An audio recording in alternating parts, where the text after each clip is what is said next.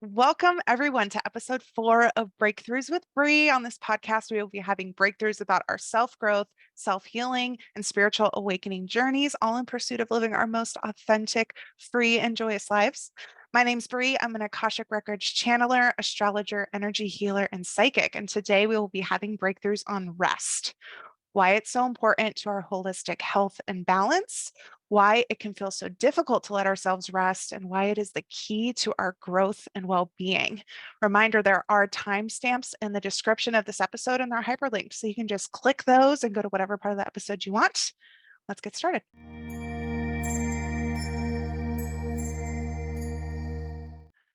Today, for episode 4, we have Coach Hannie, or Hannie Fit, if you follow her on IG or TikTok. She is a virtual health, fitness, and mindset coach where she is helping her clients and social media followers build a healthier relationship with their bodies, food, and fitness so that they can be their strongest and healthiest selves. I'm so excited to have her on today. I've worked with her as being my own health and fitness coach, as well as just being a friend. And I couldn't think of anybody better to have this episode. So welcome, Coach Hannie. Thank you. Oh, I'm so excited. And I'm so excited to be a part of this venture of yours because we've talked about it for forever. And I just love that this is your new thing. And it's so you. It is so you. Oh, thank you so much. Yeah, what's really fun is Hannie and I started working together, gosh, a couple years ago now, when I started working with her as my health and fitness coach.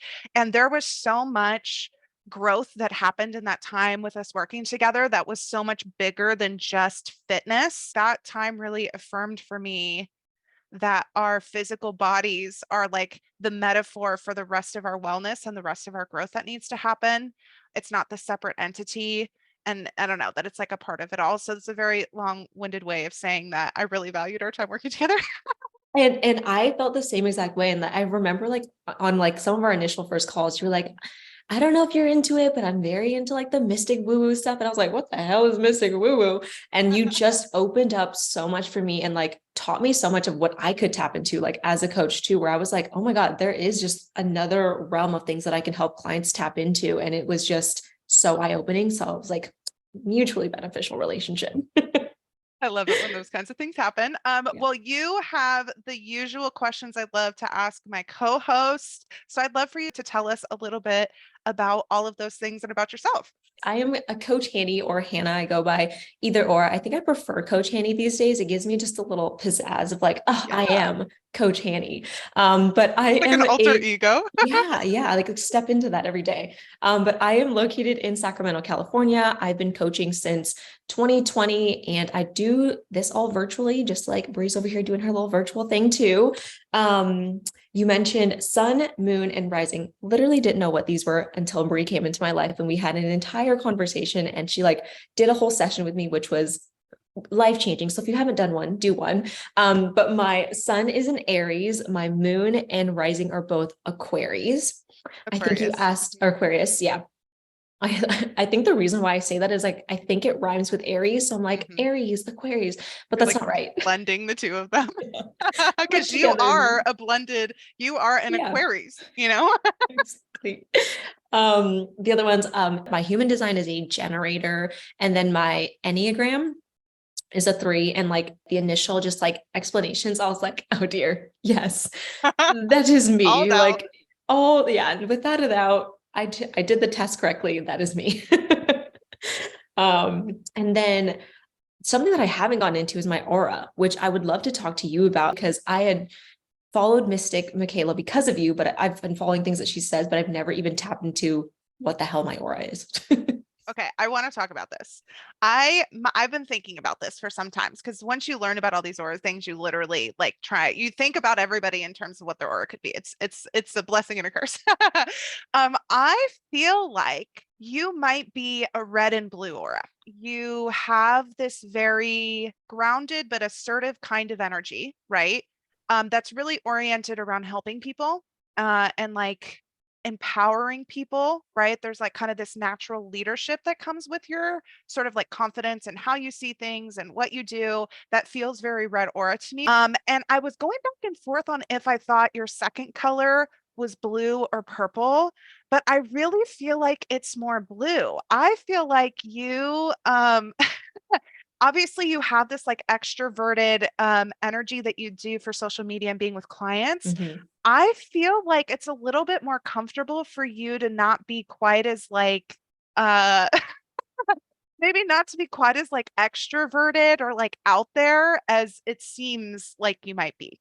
And Yeah. I feel like you channel the blue, which is a very like sensing and nurturing and caring energy that you do with your clients, and to really tap into what they need. You use that to tap into what people could want, and you use the red confidence to kind of like bring it there. But I don't know that you would be purple. I don't know that like purple, because purple is kind of like the it factor, the Mhm. performer, the creative, like I'm very purple. That's one of my main aura colors, you know. Really? You wouldn't say.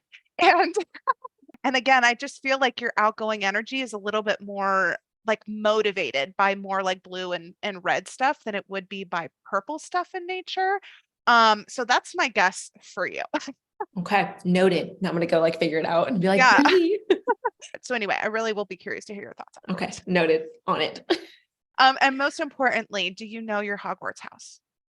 Oh, you're not gonna love me for this, but I am not Harry Potter anything. And the reason why is I am just the most scared person ever. I don't do scary movies. Anything kind of remotely thrillery will just shut me down. So I remember when I was a kid, my cousin was very much so into Harry Potter, but for some reason it was the whichever movie is the one with the tree that like goes to life and like Yeah, catches the the third one. car. I was traumatized by that. And I don't know why. So I never got into the Harry Potter stuff, but I want to say I've watched all of them through because my boyfriend is very much so Harry Potter and he made us do a marathon like 3 or 4 years ago. But like, I still never got into it because again, like, I'm just, the dark stuff is just not for me. I like bright and cheery, like rom-coms. Honestly, I love this because I feel that same way about the media I consume now. Like I've just understood, like part of my own spiritual growth or whatever was coming into like terms with my own sensitivity and Mhm. becoming more sensitive. I also have to embrace the fact that like I have to be really responsible about what I expose myself to if I don't want Mhm. to feel like crap, because I Yep. experience things very intensely, you know? Yeah. So so like I used to be super into like crime documentaries and stuff, and Mhm. there's a whole other thing that could be said about that. I learned that was just me engaging in a certain kind of nervous system I felt comfortable with, whole other story. But I don't watch that shit anymore. Like I can't watch Mm. it. And like really intense dramas, even though I love TV and I love drama, like I can't do it if it's like really gory or really Yeah. violent. Like it's a no for me. I just Yeah. can't do it. So I respect that you knew on some level that those movies were just a little too much for you and that you were like, no, I'm good. Literally. So thank you for answering all those questions. Now I would love for you to tell us a little bit about your business. I would love for the listeners to hear directly from you. Yeah. So trying to find a, I guess, career in something was always so hard for me to figure out because I always thought like become a doctor because doctors help people. And like that's the full extent of what I knew I could potentially do. And being in the shoes that I'm at now, it's just so rewarding. So I think it's to some degree, it's very selfish, right? Because I feel good when I do this stuff. It makes me feel really good.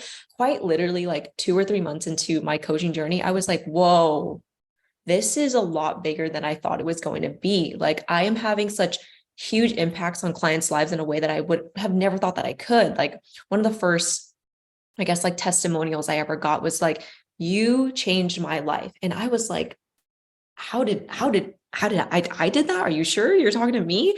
In a sense of like, they were saying things like, I have more energy. I didn't even know I could feel this way. Or, like I no longer have issues with food guilt, or I'm more confident now. And I'm like telling my boss and I'm setting boundaries. And I'm like, whoa, like I didn't know that I could do that. And it's just so empowering to be able to have that kind of impact on a person's life. It's weird to kind of say that I change people's lives, right, through health and fitness, but that's quite literally what I do. And the big part of what I do is mindset stuff of like, helping you, I say, have a better relationship with exercise, relationship with food, but a relationship with yourself. Because I think a lot of women or people in general that I work with come into their health and fitness journey. And the main thing is always like, you want to look better, right? A big reason why people start their journey is that they're just so upset and frustrated with where they're at physically. And then by the end of their journey with me, it's like, cool, we did the physical thing, but we worked so much more on like the mental health side of things or the mindset shifts that we made. You know, I'm a big supporter of like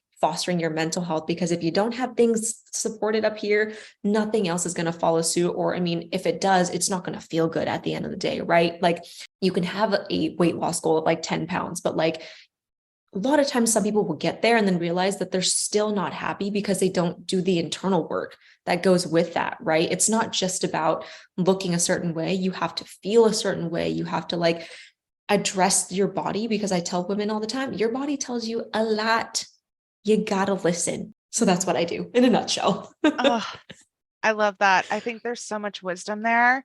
Our experience is not separate, like mental, emotional, Mhm. spiritual, physical. Like they're not separate. It's the vessel that we get to experience all of these things in this incarnation, if you're trying to like get super deep about it, which of course I am. Of course. Um, you know, like it's the vessel we experience it through. So to be able to come into contact and be really intentional about our relationship with the things that are with the signals our body is giving us and how we're moving and feeling about our body, it's a huge place of healing for our holistic experience. So I love, love, love the work that you do. But I also think it's also a way for me to give back to my community in a way of, my biggest thing has always been, I want to work with a diverse panel always. Like I wanted to always work with different backgrounds and culture.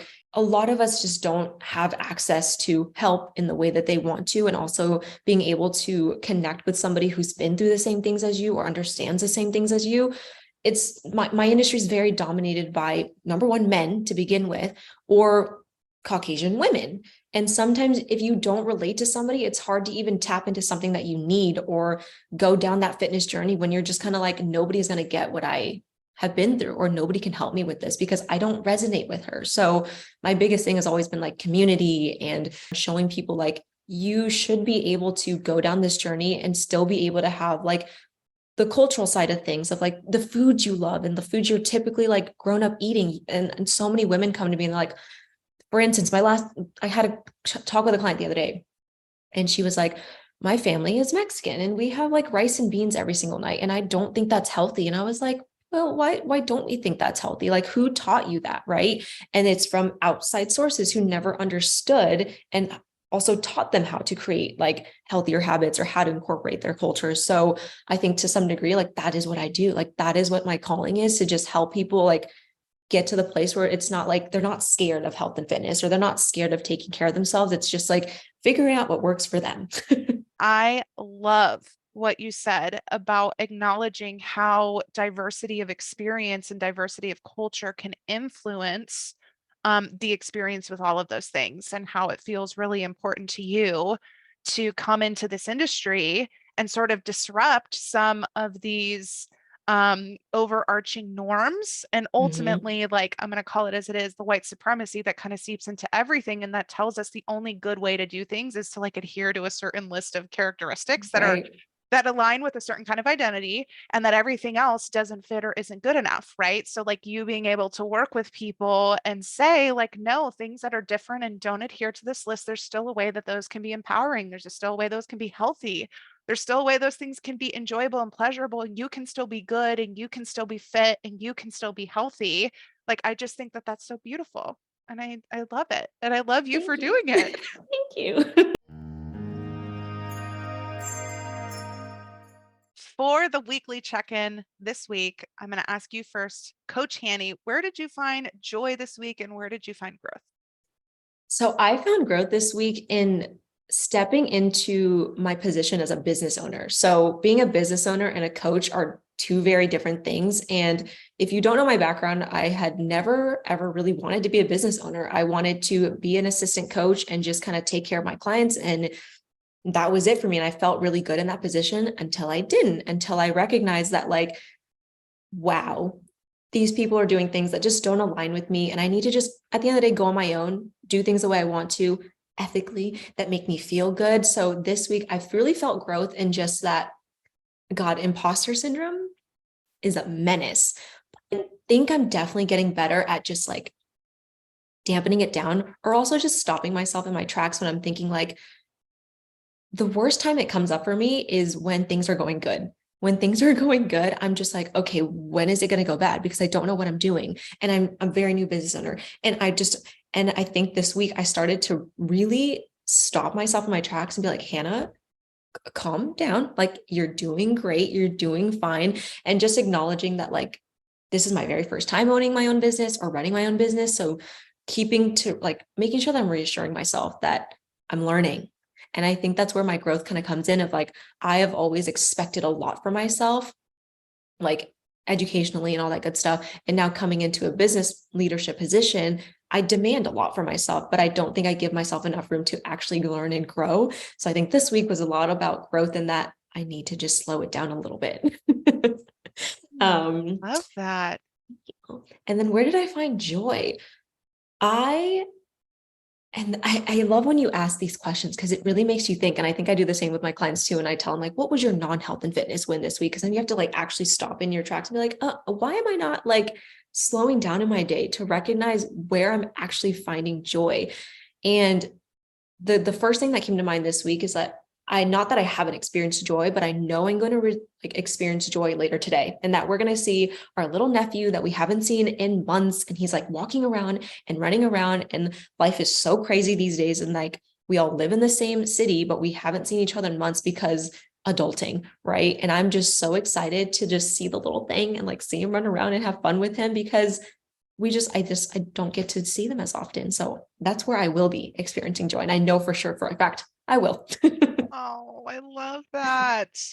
And I'm so proud of you too. I know we've talked a lot about all of the different things that led to this moment of you running your own business and how it kind of felt like life showed you that being a part of somebody else's business just wasn't going to work, and Yep. it wasn't to any fault of your own. And I guess you could also say not necessarily a fault to anybody else. It's just it wasn't aligned. It wasn't what was going to get you what you really wanted. And it felt like there was a little bit of like a push out of that into. It was a shove. It was a shove and an elbow and a kick. But I have to say, I really admire and respect that you just kind of like surrendered to what felt like it was making itself obvious to you, and that you needed to, you know, do this on your own, that you needed Yeah. to open your own business and do this independently in order to have the kind of impact and experience that you wanted to have. And that's really hard. So I just have to say, like, as a friend, I'm really proud and I'm Thank just you. really happy for you that you're doing that. Thank you. And you know you played a huge role in that because I think the literal like 2 days that like I got the shove, I was like, Bre, I need a session. You need to help me channel whatever needs to be channeled. And I think like I had the best cry during our session or after our session, whatever it was, because you taught me a lot. We went through like the Akashic Records and all that good stuff. And I was like, you know what? I think that was one of the main pillars or like the big standout points for me in my business of like, I really needed that. I really needed you to run me through that and also give me some type of like, it was like a big hug and that like, I'm okay. Like I can do this, but also gave me the, like the confidence to be like, I am in a good place. Like, this is exactly where I need to be. There's a reason why this happened.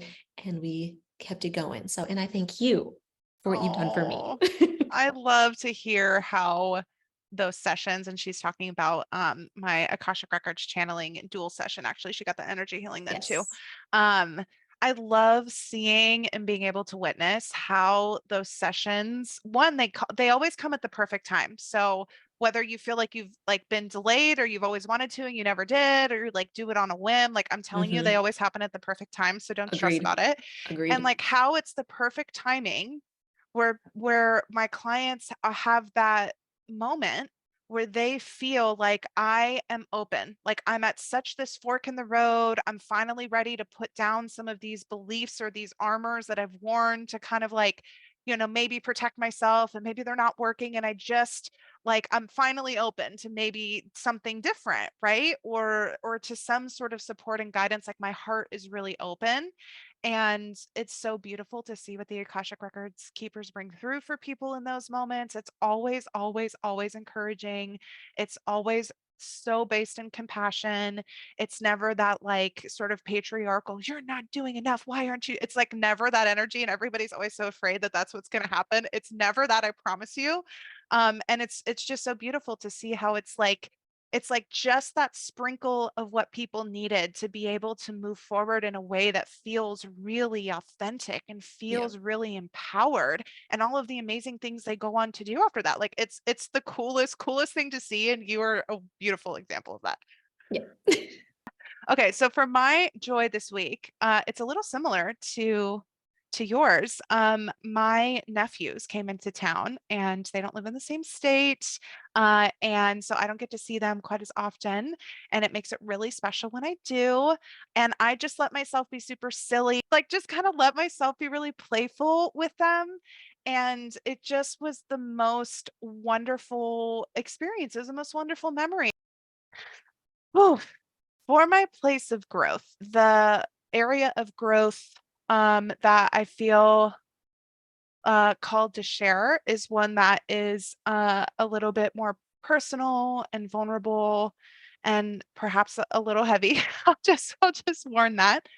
A couple weeks ago, I got the news that a close family member of mine, got not positive health test results, that does not have a good prognosis, that um, will significantly change their physical experience as well as even potentially their life expectancy. So, for these test results to come in to confirm that something serious was going on, in combination with my experience of them sort of like downplaying, um, what's really going on, um, that left me feeling really, really sad. Um, because it's one of those situations where somebody that you love, um, is going through something that's not positive, and there's not really anything that you can do to change it, you know? And sometimes that means that, you just kind of have to sit with your own feelings about what's going on and accept it for what it is. And a past version of me would have taken on responsibility for things that are not mine. And so I just have to say that I feel really grateful for the growth that I've had, to be able to, in this moment, acknowledge that I've done everything that I can do to support that situation, and just let myself feel my feelings and be in acceptance. Not only do I feel like that demonstrates growth, that's a moment of me to practice growth, but I also really truly feel like me expressing and emoting what I needed to about this is going to allow me to be more present in the moments that I have with this family member, and allow me to have more clarity for how I can be supportive and interact with it moving forward. That's been my thing. And that's major growth, right? You say it's you basically said like you've rewired your brain into just flipping that switch, and that you are just going to focus on yourself now because you know that's what you need to do, right? You're not running into that fixer. I'm going to fix, I'm going to help. And I think a lot of people are that way. I think a lot of people are that way when like something is like sad or, you know, in that sense of, big things, we're like, okay, what do we do? What can we do? Right. Rather than, wait, what am I feeling? How do I acknowledge that? How do I take care of myself in that moment? Because we can't always do something. It's more of like, what do we need to like pull back from? So that's huge. I appreciate that. Funny enough, that does tie into the channeled message for today, which is about resting. And for me, resting is like the yin part of the yin yang, right? There's like the doing and the being. Mm-hmm. And I feel like what you even articulated really well, and I didn't necessarily put two and two together, was that I acknowledged that the best thing I could do in that moment was to just be with what was happening, with how I was feeling, and to just kind of pause before like jumping straight into action or doing mode. There's nothing for me to do for that. I know that I've done everything that I can. So my doing is really just being with Yep. myself in those moments. I appreciate you helping put two and two together with that because that feels very serendipitous as for what we're Yeah. going to talk about.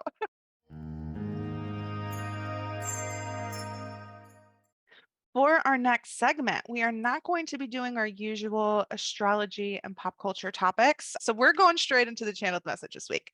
The channeled message, like we said at the beginning, the episode is about rest. It's about the importance of rest in our holistic health and wellness, and really any category: physical, emotional, spiritual, mental. Um, I got a lot of information about why it might feel hard for us to rest and ultimately why it feels unsafe to rest. And then I'm also going to talk about the importance that rest plays in our spiritual growth journeys and our ability to be present and well in our lives, like all the benefits of rest. We're going to talk about that as well. And then I'm going to bring Hanny back in to talk about some examples from the work that she does. So let's get started and all that. Okay, so when I am talking about rest, what I am referring to, the way I'm thinking about it, is kind of in that like yin yang dynamic, in the output input, in the giving receiving, and the doing and being, right? And the yin part, where we're letting things come in and receive, and when we're just being, that state is really what I'm referring to when I'm talking about rest. I'm going to use that interchangeably with receiving or with input. Again, with all of those synonyms, these are all things that I'm referring to when I'm talking about our ability to rest. It's really like an energetic state that we're allowing ourselves and an intention that we're allowing ourselves to be in. Practically speaking, when we stop and when we pause and we intentionally allow the energy that our body is always processing to be directed inwardly to our own self, that is also a state of rest. Right? When you even think about sleep, which is really like its most like intense, acute example of rest, right? It's when our conscious mind kind of turns off and all of our body's resources are being used on ourselves, right? And at that time, those resources and that energy can be used towards our body's restorative, balancing, cleansing, processing, metabolizing, and healing functions that it has, so that we can like be reinvigorated and like repowered for our next day of doing. I think that sleep is like this wonderful metaphor for really what can happen even when we're awake, because it was quite a realization for me in early years of self growth and healing to realize that rest is not just sleeping. Like we need more rest time than just when we are asleep. The awake time is not just for doing. So if this is a new concept to you, welcome to the fam here of us trying to figure out how to incorporate a better balance, a better integration of both this doing yang energy and this yin being and receiving energy into our awake hours as well. So the reason why this topic felt important to discuss and do an episode on was for two reasons. One, being able to do a better job at integrating rest into our day-to-day lives is something that has made itself very obvious as being extremely important to our health and well-being. Again, in every category. So, just for the simple fact that it is so important in being healthy, happy humans, that would be a reason enough. But the second reason, in addition to that, it felt important to talk about how and why we should be resting, because what commonly happens is when we go through this sort of spiritual awakening, or we start having more spiritual growth, or we start doing more healing, whatever you want to call it, it is very common that you will feel a lot more tired. You will feel really tired. And this is with purpose. There's a reason for this. Letting your body engage in its natural balancing and restorative processes is literally what you have to do in order to heal. So once you start setting the intention to heal, and it doesn't matter in what modality you want to heal, if it's emotionally, spiritually, mentally, or physically, like once you set that intention, your body is going to respond by showing you what it needs to heal. And that is going to incorporate rest, because all of them are so connected. They're all connected into your physical experience. Rest is going to become so important just by necessity just by the intention of you starting the healing process. I'm going to talk about that more as it relates to sort of, what people might call like spiritual ascension symptoms. Just in general, if you are trying to heal, you will have to confront this relationship with rest, especially. A lot of information came through about why it can be so challenging for us to rest. So I'm going to start with this first. The moral of the story is that we've been conditioned to think that resting is unsafe. And so our subconscious mind, like we learned with Bre in episode 3, its job is to help keep us safe and alive, right? So it is doing the most to help keep us in the mode and the energetic frequency and in the intention that we have deemed as safe, which is this doing energy, and help prevent us from engaging in substantial or meaningful amounts of rest, because again, it has been deemed as unsafe based on conditioning. What I have observed is that a lot of people who identify as being like givers or having more of like a giving heart or spirit, or maybe people who identify themselves as people pleasers, I have observed that a lot of them say that they have challenges receiving, like receiving help, receiving gifts, receiving compliments, or letting themselves rest. There is a reason why these two things are associated. And this is what the guide showed me, is that when we were young, we inherited a way of thinking about the world that essentially tells us that in order to be connected, and really this was connected with our caregivers, right? In order to be connected and in relationship with them, and therefore get our needs met, which include being loved and seen and accepted, as well as like practical things like getting fed and protected and all these kinds of things. In order to feel connected with our caregivers, we had to be in constant response and giving mode to them, and we had to repress our own needs and our own need to receive. There's like this huge collective and inherited pattern and wound related to this, and it feels like there's a lot of us on the earth right now who are thinking about this and who are healing this to help right size this a little bit.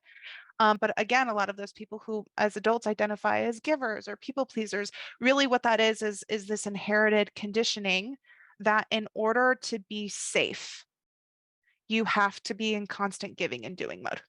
There's another element of this I'm gonna discuss too, but that concept of what's safe also gets translated into what about us is valuable and what deems us worthy. So, on like a very instinctual level, being able to be connected to people and to feel love and accepted and to be able to like get resources, right? All of those things, we have these ideas that we get conditioned with that the only way to get those things is to be in this giver, people pleasing sort of mode, and to suppress the things we might need, or using time and energy to receive, right? Like, no, we can't do that because we have to stay alive. And the 3D world is all about surviving and staying alive. So we have to do all these things, right? But that also then gets translated into this like mental concept of like, we only can add value to people and places when we are playing this role of the giver and the doer, or we are only worthy of receiving the things that we need to survive when we're playing the role of the giver. It was very clear when I was channeling this that this concept of self-worth and value only exists in the 3D worlds. Like when you start accessing this more like 4D and 5D perspective on the world, it becomes clear that there's not even a question of if you're worthy or if you add value or if you're doing good enough. These are all just functions of like the 3D perspective of looking at the world, and they all come back to, is it survivable or is it not survivable? Are we going to live if we do this, or are we not going to live if we do this? And because of that, things have to be put into either the survivable or unsurvivable bucket, the good or bad bucket. And our own actions and our own concept of ourself ends up getting put in these buckets too. And it's all just a function of like, are we surviving or not? But there is a different way of looking at ourselves and our experience of the world that literally has nothing to do with worth or value. But when we're still really grappling with these 3D mindsets, and when we're still really engaged in this 3D world and we're still in our healing process, trying to like really come out of that, acknowledging that there are self-worth self-confidence, and, self-value, things that are tied to these ideas of doing and giving is important to see. The other thing that they showed me is that this is absolutely reinforced in adulthood through our culture around work. Because we are in a capitalist economy, it literally, like, the message is what you do and produce equals your value, period. And this is not me like making any sort of like criticism or judgment. This is like purely an observation, right? Like what you do, the work that you do, your productivity equals your worth, literally the whole concept of that, and therefore the workplace and therefore our culture very, very strongly reinforces this idea that a lot of us, these ideas that a lot of us are conditioned with early on, that we have to do. We have to constantly be in production mode in order to have any semblance of safety or to be able to survive. And just another note on this too is that the system is built on people buying into and engaging in this. And again, this is a very 3D system.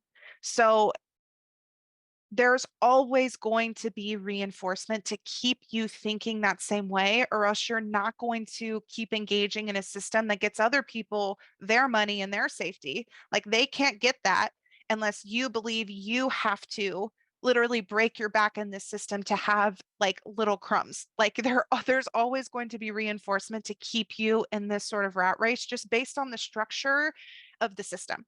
As we start to gain awareness, as we start to like shift our perspective and we start to come up into a little bit more of like a 4D or 5D perspective of things, we start to see that there might be a different way we can do things. And we also can acknowledge how these existing systems have impacted the way that we're thinking about ourselves, our bodies, the way that we apply our energy into the world. We can see maybe why and where these things came from.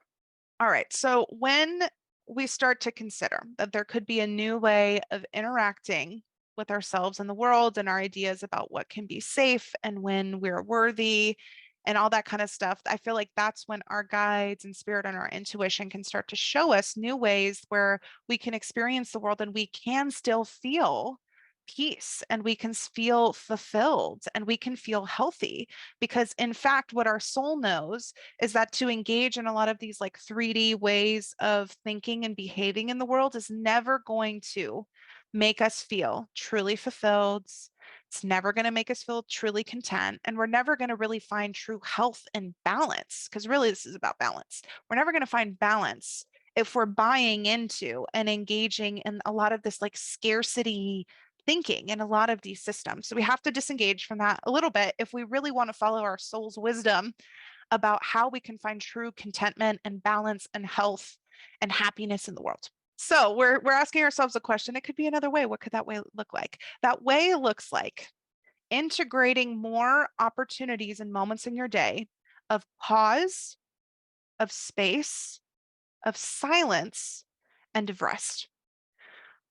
We start by observing most of our day. We have like a thing that we're trying to do, right? We go from one task to the next task to the next task to the next task to the next task. We're saying busy, busy, busy.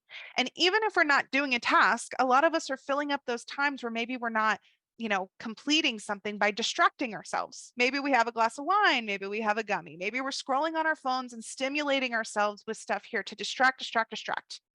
And what we realize when we observe that is we have not spent any time just in silence or stillness or awareness about what is happening in ourselves and in our bodies. Those are moments of rest. Those are moments when, again, we're not applying our energy outwardly, but we're letting our awareness come inwardly and our body start to apply some of its resources into its own healing, restorative, and balancing mechanisms, which it has to do in order to be healthy. There's a whole physical element of this that I'm gonna talk about, but let's stay on maybe a little bit more of like a spiritual or energetic level about it for a second. When we are constantly going, there are never going to be changes and growth in the way that you want. Because if you think about it like this, I have a lot of clients that come to me and they're like, I'm feeling discontent. I really want new things in my life. I really want growth. Let me ask you a question. How is there supposed to be any change? How is there supposed to be any guidance from your own intuition or guides if you never slowed down enough to hear it? Like, where is it supposed to fit in? Where is it supposed to come into your life? Every moment you've jam packed with doing, busyness, and distraction. Like, where is it supposed to come into your life? Not to mention, when you have these moments of rest, what is happening is your body is integrating new information. It's releasing old things that are not serving it. It's rebalancing, it's making new connections, even on like an energetic level. A lot of times there's activations and like raising of vibration and things that are happening. All of this takes you letting those energy resources be directed inward so that it can do those processes so that you actually can transform physically and in your experience. If you are never resting, your body never gets to do those processes and change cannot happen. If you are not allocating time to let your body start to make the changes because you're so fixated on doing like you can't stop, then the changes will not happen. Okay, so let's just say you hear this or you already knew some element of this that you really need to allocate more time, more energy. You need to prioritize that so that you can pause and let your body rest. You're like, I can't do it. I just can't, like, there's something about me, I can't do it. That's why I mentioned all of the stuff I did at the beginning about why it's so hard, because there's absolutely shadow work and healing work and like subconscious reprogramming that needs to happen sometimes.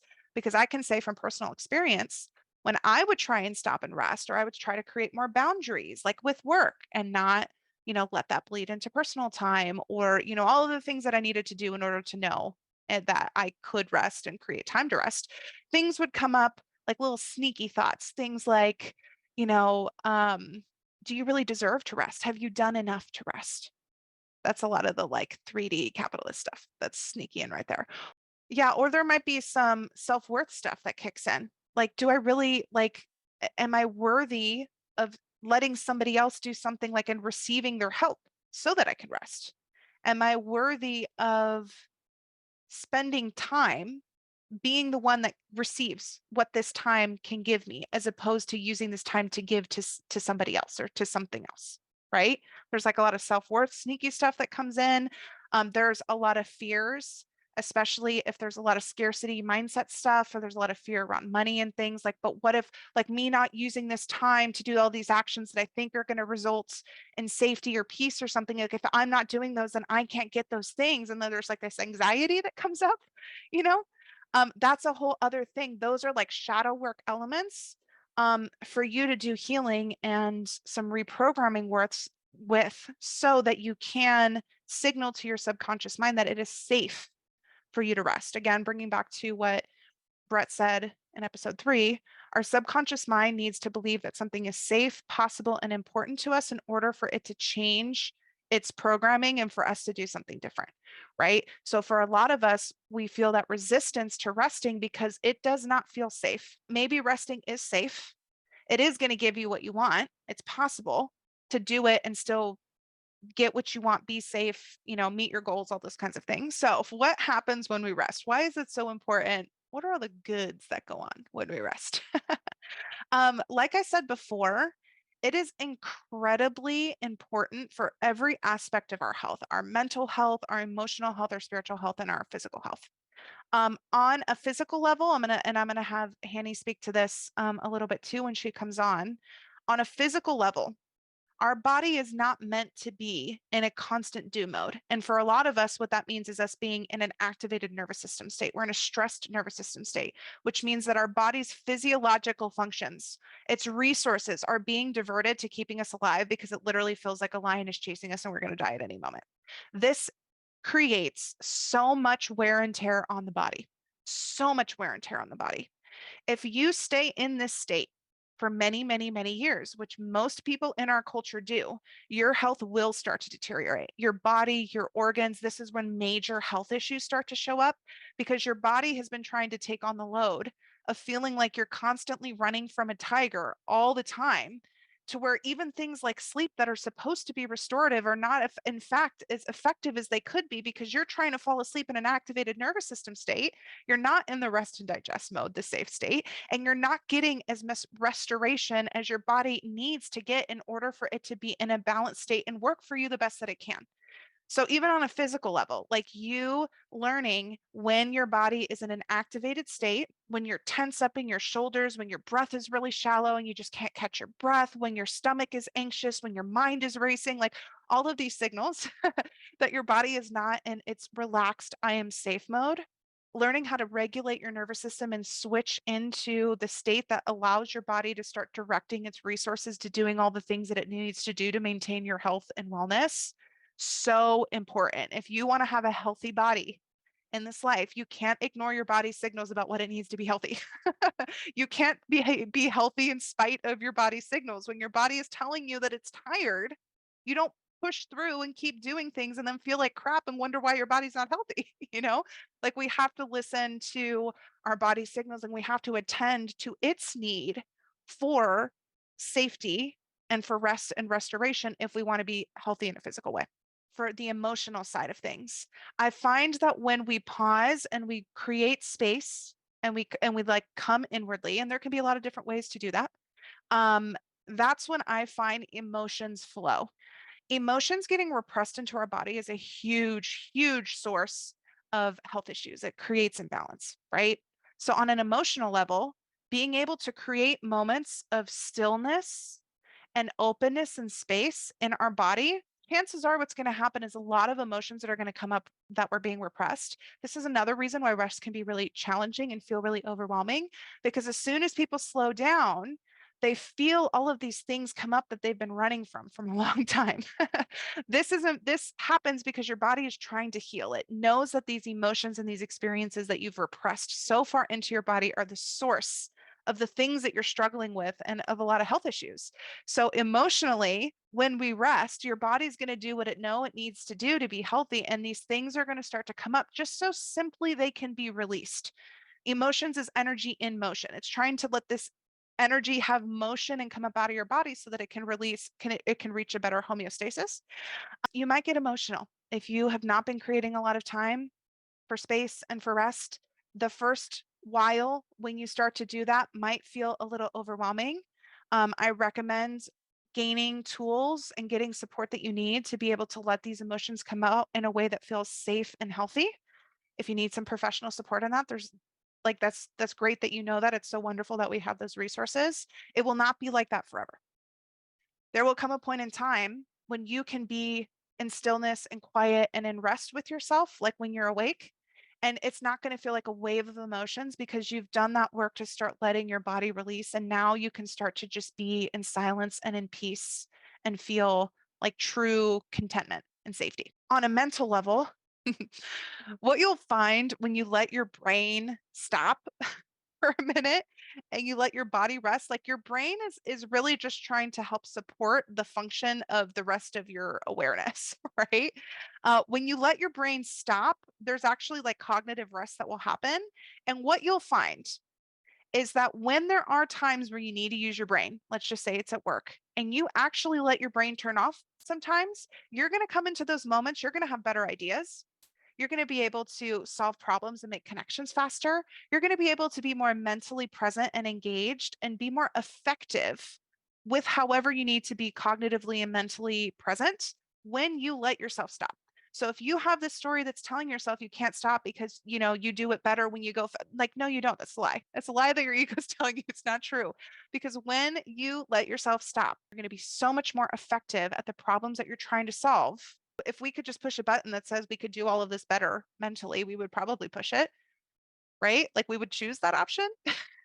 So again, if you have some sort of resistance about letting yourself stop because you're afraid you're going to like lose time to again mentally solve a problem or like complete some sort of task, consider the fact that if you incorporated more moments of rest, that the time that you do spend is more effective. So in fact, you don't need all that time that your brain's telling you that you can't rest because you're trying to, like it would all balance out in a way that would feel really good. The last two things I want to mention about this is um, the way that resting impacts our relationships and our connections with people. When we are not resting and attune and like attending to our own need for flow and balance and all of these things, we tend to be in spaces with people where we're like at the bottom of the tank. Like we don't got nothing in it, right? Like the rest work is putting things back into the tank. It's the input, right? And we don't do that. Our tank is freaking empty. When our tank is empty, we are impatient. We have a short temper. Like we're barely holding on, like trying to keep ourselves awake or trying to be present and not think about that other thing. Like we are like barely holding on to the moments where we're trying to be present with people. That might be with your kids, that might be with your partner, that might be with your friends and family. Like you're like a 10% of who you are just trying to be in that moment because your tank is so empty and there's all these other things that are trying to get your attention, processing emotions, resting your body, attending, like all of these things that need it because your tank is empty, right? But you're like, no, no, no, I gotta be here, I gotta be here, I gotta be here. Can't do that, I can't do that, can't do that. Let me tell you, when you carve out time to let things come back into the bucket, to process the emotions of things that are coming up and to let those things flow, to give your brain a break, when you show up with the people in your life, you are going to be able to actually connect and be present with them in a way that you might not have even realized was possible.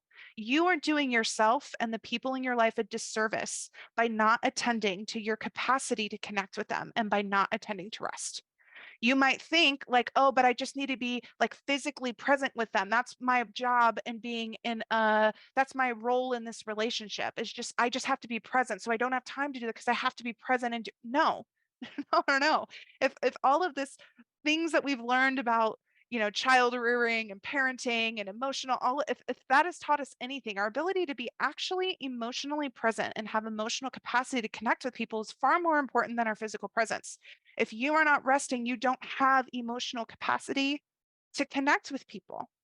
When you rest, not only do you have more patience and more like ability to fully be present in the moment, but then you actually have space to hold for their emotions. That allows more connections. You have capacity and groundedness to be more vulnerable. You can't be connected to people without vulnerability. Do you think that when you are exhausted and your tank is empty, that you're trying to be vulnerable with people? Heck no. That would probably send you into like a full spiral if you tried to get emotional and be vulnerable because your body's so desperate to release things that as soon as you go there, you probably dissolve into a whole spiral, right? But when you rest, just imagine the possibility that when you're resting and attending to yourself, when you show up with people, not only can you be more available to connection with them, but you can also show yourself in a way that allows for more intimacy and more connections in whatever kind of relationship that is. My last piece here, and I alluded to this earlier, when we are going through spiritual growth, our energy, our energetic field is literally changing. In order for these changes to happen and for us to feel it in the 3D physical worlds, we need to honor when our body is telling us, hold on, break before you go into the next thing you want to do or the next phase of growth or the next thing. Like, hold on, just lay down on the couch and read a book, take a nap, make an additional meal that you would usually not make in the day, go for a walk, lose sense of time for a minute, right? Like when our body says those things, it is telling us that it needs its resources to attend to all of the upgrades and things that we've been working on spiritually and energetically.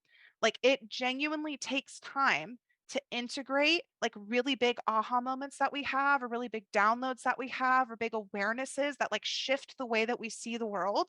Like it takes time for that to integrate into like the cells of our body and for our body to release, like especially if we have like really big emotions we've repressed for a long time. A lot of times these realizations involve like this really big release of emotion. It takes time for our body to fully, and our energetic fields to fully let that dissipate and ground. If you're not attending to those things, like you're not going to feel the full benefit of these growths and these shifts. Like you're not going, like it literally, that time and that energy, like it needs to be allocated to those things. If you're feeling some sort of blocks or slowness in your spiritual growth journey, you feel like you're kind of stuck in the same place, I would ask you, do you honor when there are times when you feel like you're not doing anything?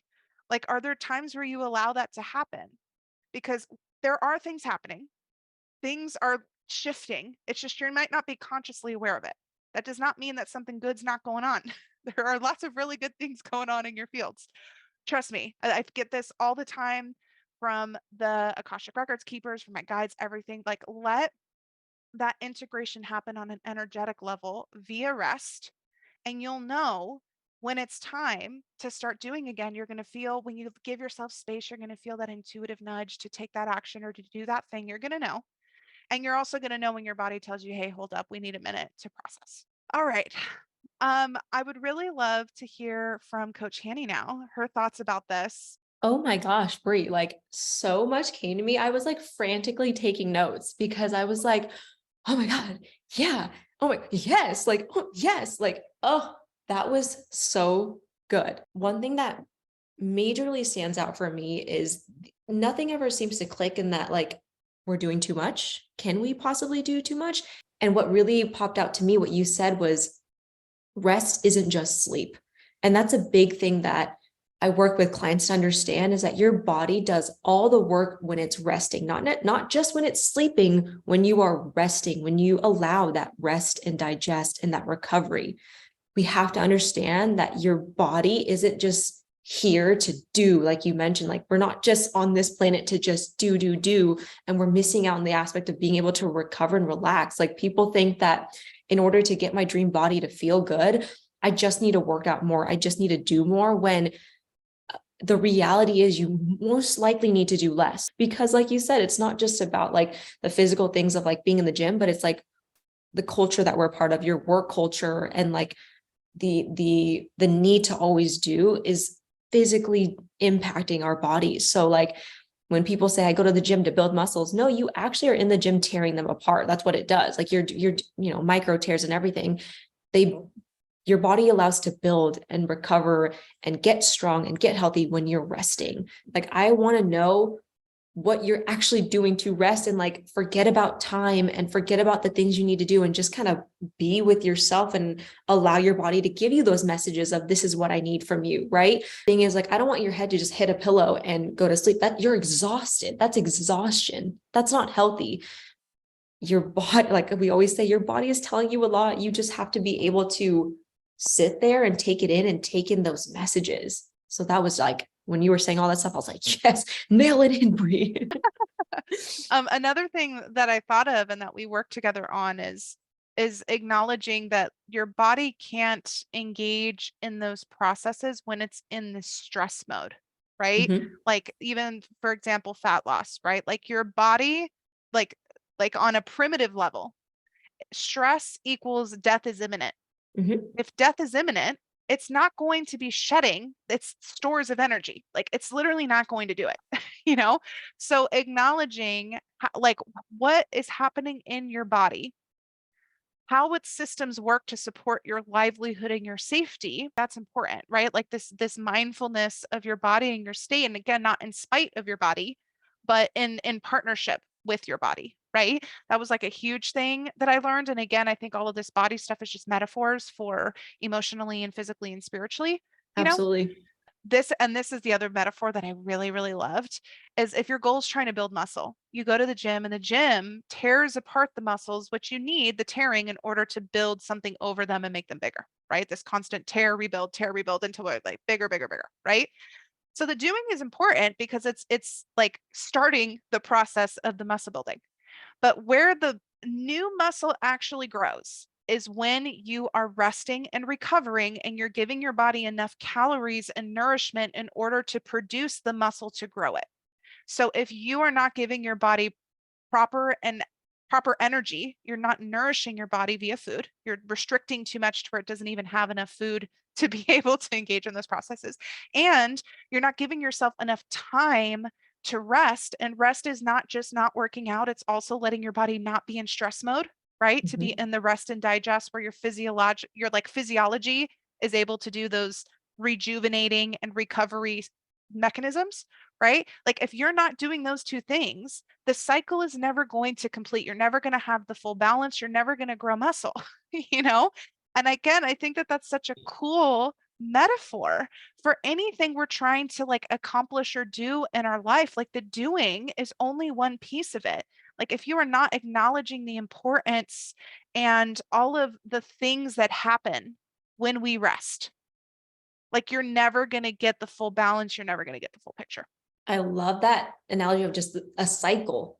Like I think, like you said, most people just think of like start, end, and I do and I get it. I do and I get it. And they miss the loop. They miss the other like the half of the semicircle of like what comes after the doing, because we are just so conditioned to like, I just have to do in order to get to where I want to be. I just have to do, because in work culture, nobody tells you that you work really hard to get the money, but then they don't tell you need to go home and sleep and like be able to enjoy the money and be able to do Yeah. the thing. Like And be there's, present in your life. Yeah, I heard on a yes. podcast too, somebody said like you're not pausing enough to actually soak in Yeah. what you've accomplished to feel fulfilled. So you're constantly feeling unfulfilled. You think you need to work harder to be fulfilled, but really what you need to do is pause longer so your body can really soak in your mind, like your whole, like you can soak in the fullness of what the moment is, Yeah. right? Like that's why you're feeling unfulfilled. It's not because you're not doing enough, it's because you're not pausing enough, right? Yeah. A lot of our action is motivated by dissatisfaction. It's by all these things that we don't Yeah. have and we want to get, right? Which is very future oriented. Mm-hmm. When there is another way, there's a way to be so present and content in the moment, which will require experiences where we're in this yin energy, where we're just observing, Mm-hmm. where we're just experiencing. It's not about like a no, like it might just mean you're sitting on the couch looking out the window, listening to the birds. Like that might be your version of experiencing that moment. And where action feels like it will enrich the moment, where action comes from a place of wanting to enrich your present moment as opposed to action being because you're dissatisfied with the present moment and chasing Mm. some other kind of experience. Ooh, that felt like a big one. Thank you guys for that. Yeah, that smacked me. And I was That like, smacked me across the face. Oh my God. I was like, whoa, thank you. Ow, but I needed Yeah. that. We have like all of our life is only ever this present moment. So when we're in a present moment, how can we be like our fullest selves experiencing 100% of this moment, not 10% of our brain thinking about what we're doing next, another 10% thinking about what's happening tomorrow. No. How can we bring 100% of our awareness into this moment and just fully experiencing what this moment has for us through our senses and our feelings and all these things, right? When we want to act, there's a way that that can come from like being inspired intuitively. And when action is about enriching our current moment, doing something that feels like it's going to bring us joy, it's authentic, or, like it's coming from our heart, our authenticity, as opposed from our conditioning and our fear and our dissatisfaction and our fear of lack and all these kinds of things. There's a way where action can be different and it's not draining us and it's also not fixating and having us engage in these future anxious scarcity paradigms. Whoa. Dude, Whoa. that was big. That Like was big. that hit me in a way of like, ooh, like I haven't been hit like that in a I'm gonna minute. have to write that down later and just sit with Yeah. that. Gosh, like my cycle with this is like receiving the big aha. I'm literally Mm-hmm. gonna go write this in my journal and I'm gonna sit with it. I'm gonna let it Yeah. sink in like a rock that's like thrown into like water. I'm to let sink all the way. I'm gonna let it sink Yes. in. And all of the things that need to be brought up in relation to that, maybe to get released, I'm just gonna give space to sit with that because that felt like a big one, even for me. Like, Yeah. whoa. Yeah. Oh man, that's fun. That's fun when they do that. Now for our Ask Bre segment. Thank you to everybody who submitted questions. Please DM my Breakthroughs with Bre Instagram profile, or you can DM my Healing with Bre Instagram profile, or email breakthroughswithbre@healingwithbre.net to submit your questions. But I'm going to turn it over to Coach Hannie. Will you read us our first question for today? Of course. All right. So question number 1. How do I break the fawn response I have in relationships, whether that's personal, work, romantic, etc.? I am always more concerned about the other person's feelings rather than my own. I'll just preface this for anybody that doesn't know the fawn trauma response. There's the fight, flight, freeze, and fawn. And the fawn trauma response is what a lot of us would call people pleasing, because no, people pleasing is not a part of your personality. It is a conditioned response to the world. So that's what she's referring to for the fawn response, if anybody is not familiar. So this is what's coming up for me in regards to this question. Think that there's probably a little bit of shift in your perspective on this response that could happen that will help you navigate this a little easier. I don't really think that this is a matter of you genuinely like caring more about what other people think and want, or that being more important to you, as much as it being very deep in you that to respond to what they need and what they want is the only way that you can truly be safe and survive. And maybe how you are doing your self work to process and identify the early life experiences that taught you that this is the only safe way to be in the world, like thinking about it like that might help you. If you've already started to do that and you're still feeling like you can't release it in the moment when you're working with a moment or an opportunity comes up where you have what somebody else wants and what you want, and you're feeling that urge to only attend to somebody else's wants, needs, desires, or feelings, I feel like that can open up an opportunity for you to have a dialogue with yourself, right? Like to start using those trigger moments to have that kind of really compassionate dialogue with yourself and to introduce safety. I think introducing safety can be with mantras and how you're speaking to yourself, but it's also going to be that nervous system regulation. Like you have to be really tapped into your body when you're feeling unsafe at the thought of being yourself, at the thought of taking care of yourself, at the thought of, prioritizing your needs and wants.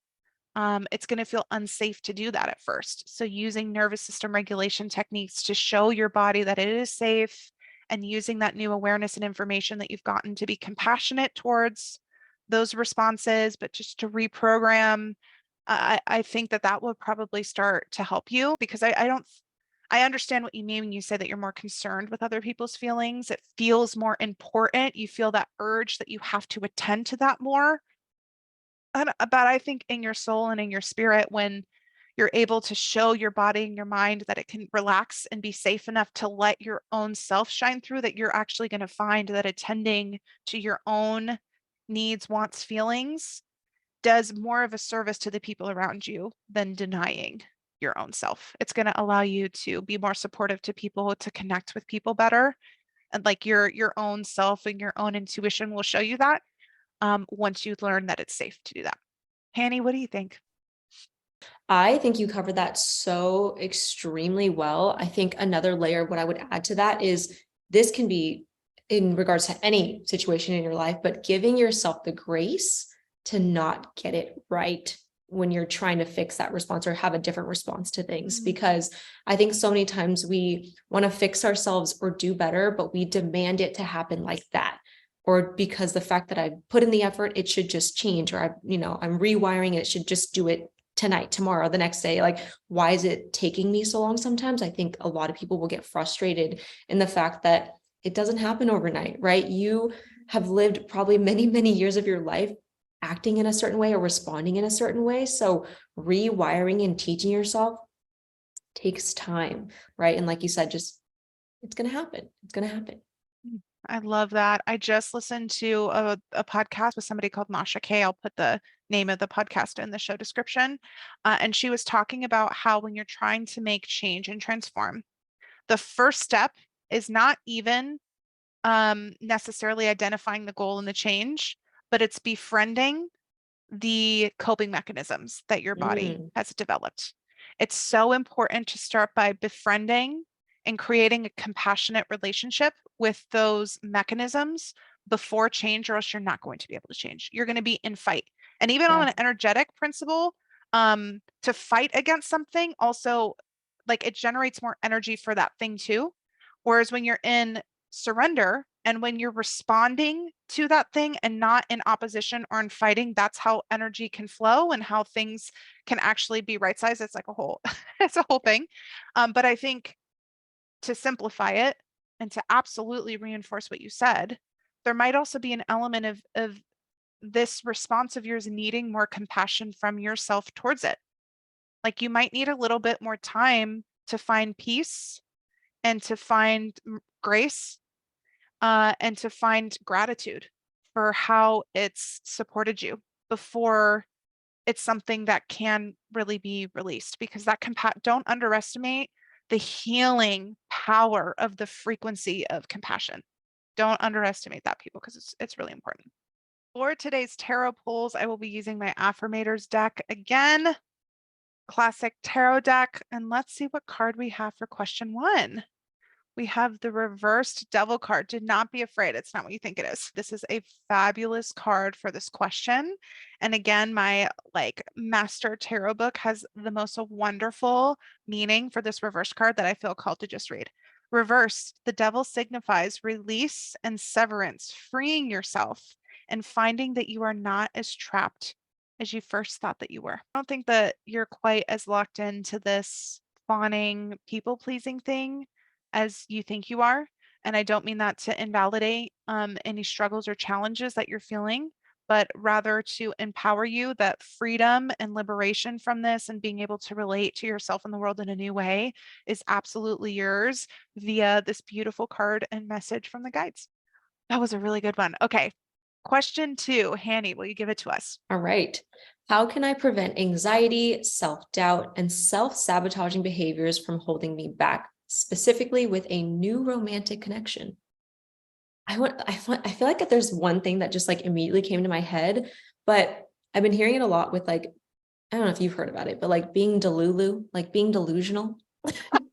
Love this. Please go on. And when I think about this, and if a client were to ask me, my initial thought would be like, be delulu, like be, don't fake it till you make it type of thing, or don't be authentic to yourself. But this is your opportunity to be a different version of yourself, or a version of yourself you haven't explored. So like anything you might be having like anxiety or self-doubt about, absolutely not. Are you feeling like you're not confident enough? No, you're hella confident. What do you mean? Like you are this confident person, right? So like I think you can be some level of like delusional, right? Because this is your opportunity to channel into different versions of yourself, or testing out a version of yourself that, okay, maybe that isn't you, but at least you gave it a shot, right? Like then you really know what version or what authentic self you are giving to that new person or that new romantic connection. Oh, I love that. The first thing that came to my mind is also tied to this podcast that I just referenced, where they specifically said they really don't like using the word self-sabotage because it creates this whole idea that like somehow you are trying to Mm, ruin it for yourself or there's something wrong with you. yep. And it's really important to like recognize there is nothing wrong with you. There's not a single thing wrong with you. Nope. You're perfect, truly. And your body is working perfectly for you. Your mind and your body is working perfectly for you because it's been helping you survive and the way that it knew how. And like you're still alive today. So you've survived, right? Like there's nothing wrong with you. You're not trying to ruin it for yourself. You're not like, and to believe that Mm, something's wrong with you kind of feeds into this, I yep. can feed into some of this stuff. So let's introduce some new words to this, just as simple as that. You're trying to learn how to feel safe, being vulnerable and connected in a new relationship dynamic. Simple as that. Maybe that's what we're trying to do. We're learning how to do something new. And I love what you said about being a little delulu, because what this feels like for me is helping yourself build new neural pathways and visualize the Yes. possibilities. Like let yourself embody the possibilities. I'm going to bring it back to that episode we did with Brett last week, episode 3. Not only does your body have to believe it's safe, which we talked about a lot in the last question, but it also has to believe it's possible. So for you to like spend time visualizing and let yourself step into that version of yourself who is, able to be totally vulnerable and at peace and surrender and like feel safe and great in this new healthy relationship, like let yourself embody that version of yourself, visualize it, like spend a lot of time mentally in this possibility, like teaching your mind that it is in fact possible. And of course, teaching your body that it is in fact safe. And you're probably going to be doing this a lot because it's a new relationship. So that's going to enforce its importance. You know what I mean? And I feel like all of that is going to help you tap into that energy within yourself that you know that you're so worth this relationship. You're worth something that's healthy and feels good. You know how to connect in these new ways. You know how to do the self work to know when it's on you and you got something to attend to versus when you need to speak up for yourself because maybe it's another person bringing it in. Like, you know how to do all those things. It's just a matter of like letting yourself, allowing yourself to do that, teaching yourself it's safe to do that, and trusting yourself. Like, you got this. 100%, we believe in you. Yeah. And I love the language around like basically we asking that question of like, I know some people will say, I wish I was this type of person, or I wish I could do that, or I wish I had the confidence to do that, or I wish I had that in a relationship.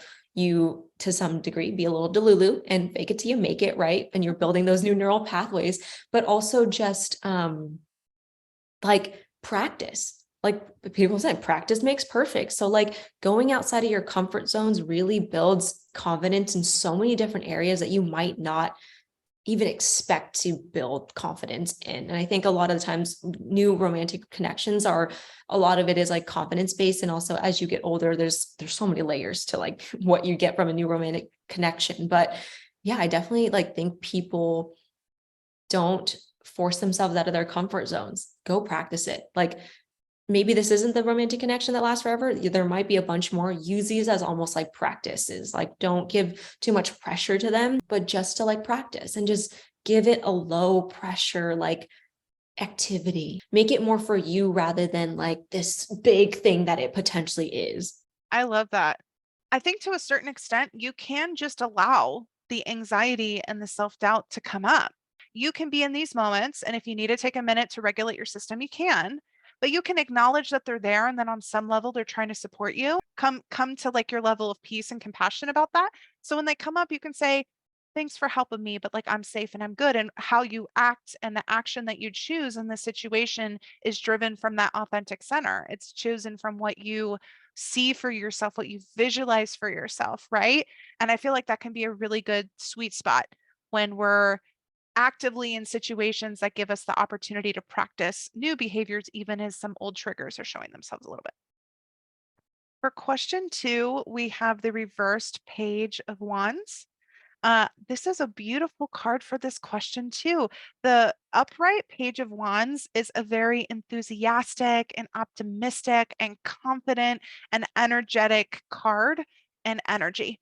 With it reversed, this could mean that there's a little bit of like a block or a little bit of latency, of lack of feeling those ways that is present in a situation. For this to be the card that comes up in response to this question, this feels to me an encouragement to access that feeling of excitement and adventure and optimism and confidence about what's ahead of you and what's in you.